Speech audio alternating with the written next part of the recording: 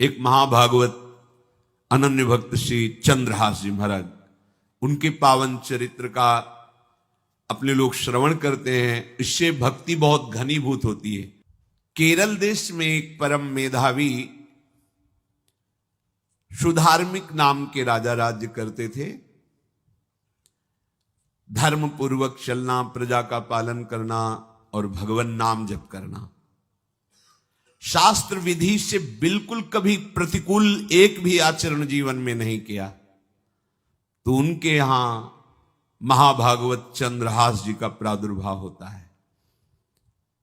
भगवान के भक्तों का जिस कुल में प्रादुर्भाव होता है, वो कुल, वो ग्राम, वो नगर, वो देश परम पूजनीय हो जाता है। ये महाभाग्यशाली मूल नक्षत्र में प्रकट हुए। लौकिक में अमंगल माना जाता है और भाव में देखो तो मूल कौन है? नक्षत्र भगवान। ऊर्ध्वमूल मधा शाखा मुसत्तम प्राहुरव्ययम। सबके मूल कौन है? श्री भगवान। किस नक्षत्र में पैदा हुए? मूल में, भगवत स्वरूप। और लोक में माना जाता है कि मूलन में पैदा हुआ है लड़का, अमंगल है, कुछ नष्ट ही होगा, संसार बड़ा विचित्र है। जैसे बालक रोता है ऐसे उनकी आवाज में निकला कृष्ण कृष्ण। बड़ा आनंद हुआ सुधार्मिक राजा को कि हमारे कोई महाभागवत पधारा है, क्योंकि ये भजन करके पूर्व जन्म में ऐसी भागवती की स्थिति प्राप्त की कि अबोध अवस्था में ही श्रीमुख से कृष्ण नाम निकल रहा है। आनंद उत्सव मनाया जा रहा है।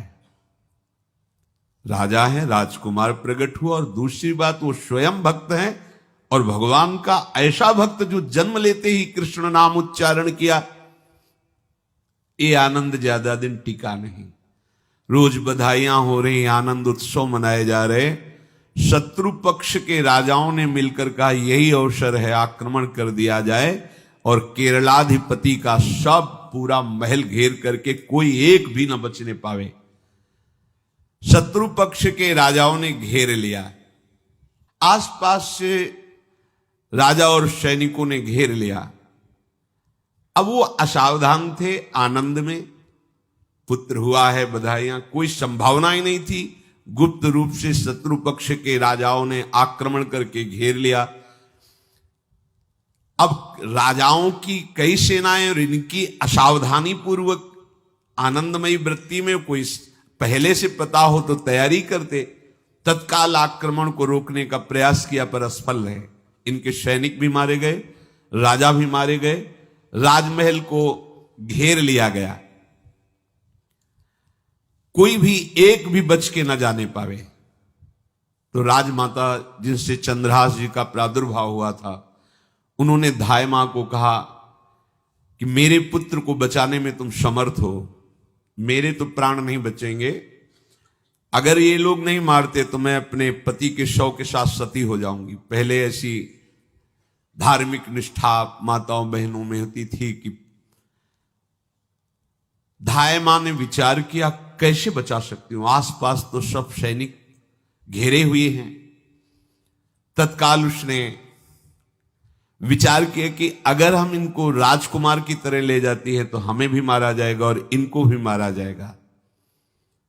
देखो कितनी विपत्ति जन्म लेते हैं।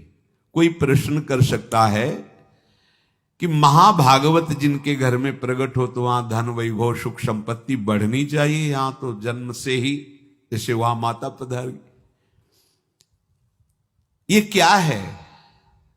तो श्री भगवान स्वयं कह रहे हैं यस्य तुष्टो हम पार्थ वित्तम तस्य हराम्यहम करोमि बंधु विच्छेदम सच कष्टेन जीवति।